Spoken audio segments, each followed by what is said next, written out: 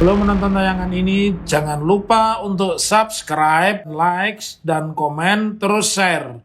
Jangan lupa aktifkan tombol lonceng untuk notifikasi video-video kami terbaru. Assalamualaikum warahmatullahi wabarakatuh. Ketemu kembali di channel yang cerdas, jernih, jujur, dan pemberani.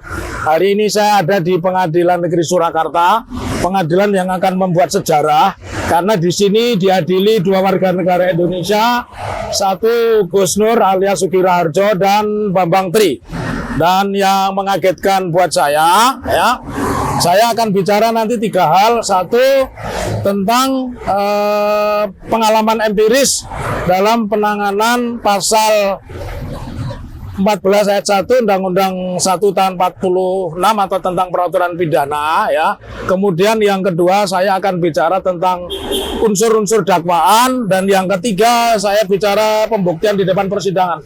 Pertama, saya ingin mengatakan bahwa peraturan pidana nomor 1 tahun 46 ini yang dibuat di masa Belanda ya, kemudian diberlakukan oleh pemerintah Republik Indonesia Pak Karno atau Bung Karno, dan sepanjang sejarah itu tidak pernah dipakai untuk menjerat warga negara ya, baik itu dilanjutkan Pak Karno ke Pak Harto yang 32 tahun, kemudian Pak Harto dilanjutkan dengan Pak Habibie, kemudian dilanjutkan dengan Gus Dur, Megawati, dan kemudian berlanjut Pak SBY.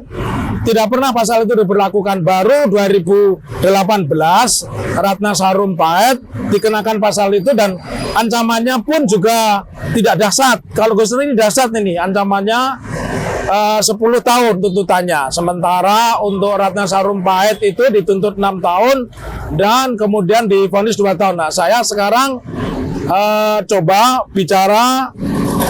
Kemudian kalau tadi empiris ya, tadi dari fakta empiris itu tidak pernah ada berita atau pasal hoax itu diberlakukan, karena saya yakin presiden pada saat itu dan juga hakim serta jaksa dan polisi itu belum berpolitik ya. Jadi sampai dengan Pak SBY, dari Bung Karno, dari Pak Harto, kemudian Habibie, Gus Dur, sampai kemudian dengan Pak Susilo Bambang Yudhoyono, polisi itu berpolitik. Nah, ketika polisi berpolitik inilah pasal ini mulai dipakai. Kenapa dipakai? Karena pasal ini efektif membungkam kebebasan, dan pasal ini ancamannya tinggi. Dan itu terbukti. Jadi ini story-nya ya. Jadi story nanti kita tulis di sini, pasal ini tidak pernah diberlakukan dari masa ke masa kecuali pada masa pemerintahan Pak Jokowi. Lalu kemudian kita bicara unsur dakwaan. Kalau mendasarkan pada 143, jadi dakwaan ini kan dimulai dari pemberkasan atau berita acara pemeriksaan. Dua hal penting dari dakwaan itu, satu harus memenuhi unsur, yang kedua terpenuhinya atau tercukupi alat bukti. Dan kalau kita melihat dakwaannya, dakwaan ini kan jenisnya macam-macam. Ada dakwaan tunggal ya, ada dakwaan alternatif, ada dakwaan kumulatif, dan ada dakwaan gabungan. Nah, kalau melihat persidangan demi persidangan dan sampai kemudian tuntutan dengan menggunakan pasal 14 ayat 1 ya, Undang-Undang nomor 1 tahun 46 dengan ancaman 10 tahun, saya mengatakan jaksa ini kebingungan. Karena apa? Karena jaksa dari awal semua saksi yang dihadirkan 22 orang, bahkan juga ahli pidananya, itu mengarahnya kepada Undang-Undang ITE. Kenapa? Karena semua saksi itu bicaranya dia nonton channel YouTube, bahkan dia tahu menindak keberapa kalimatnya apa. Nah, tetapi kemudian yang terjadi di pembuktian ternyata bukan itu. Nah, kalau menggunakan dakwaan alternatif maupun dakwaan kumulatif, harusnya pasal demi pasal itu dijelaskan. Kalau mereka menggunakan alternatif dan kumulatif, kami kemudian dakwaan tunggal, jadi berarti ini kebingungan. Dan kalau tadi sebagai ahli pidana saya mengatakan penggunaan pasal 14 ayat 1 beserta penjelasannya yang ada di Peraturan Pidana nomor 1 tahun 46 sebenarnya sudah kehilangan pijakan. Kenapa kehilangan pijakan? Karena semua pasal-pasal yang ada sebelum KUHP ini diunifikasi, itu diintegrasi. Nah, pasal 14 ayat 1, ayat 2, pasal 14 ayat pasal 15 ini tidak pernah diintegrasi. Jadi aneh gitu ya. Anda misalkan Undang-Undang 2799 itu memberlakukan tentang anslah, ancaman itu diperluas dengan penyebaran lambang PKI dan seterusnya. Ini tidak ada itu, ya. Jadi saya berkesimpulan sebagai ahli pidana, dakwaan jaksa ini jelas dakwaan dan tuntutan jaksa ini yang membuat bukan Kejaksaan Surakarta. Saya meyakini karena tuntutannya tidak nyambung dengan dakwaan. Dakwaannya pasalnya alternatif, dakwaan kumulatif, tapi tahu-tahu tuntutannya dengan menggunakan pasal tunggal. Karena itu saya berharap pengacara di dalam kesempatan ini menjadikan dasar argumen saya ini bagian dari pembelaan. Kemudian yang ketiga, kalau kita mendasarkan pada penggunaan pasal 14 ayat 1 tentang hoax, selama persidangan hoax itu tidak pernah terbukti, ya, tidak pernah terbukti karena yang diungkap itu semuanya nonton dari YouTube. Padahal pasal hoax itu kita tidak pernah mengenal gadget, kita handphone pun bukan tidak ada, telepon pun tidak setiap institusi atau kantor saat itu punya.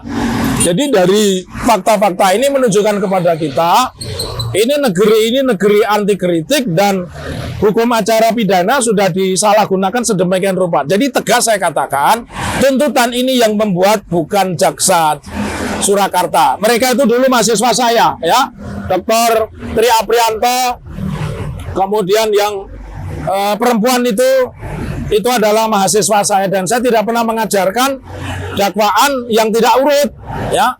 Terakhir saya ingin menjelaskan kalau memang mereka ditersangkakan dengan hoax dan yang mungkin paling tinggi di dalam sejarah, saya juga ingin Suryo Pratomo yang jadi dubes di Singapura, ya, itu mestinya juga dihukum menyebarkan hoax. Kenapa? Karena medianya juga media televisi, medianya menggunakan undang-undang ITE. Tapi ternyata dia yang waktu itu wawancara mengatakan Pak Jokowi bilang sudah dipesan sekian ribu, harganya rekalkulasi, pokoknya kayak orang jualan mobil yang benar-benar ada, yang pesan sudah sekian ribu, 6.000, tapi faktanya tidak ada dan muncul geger di mana-mana, ya.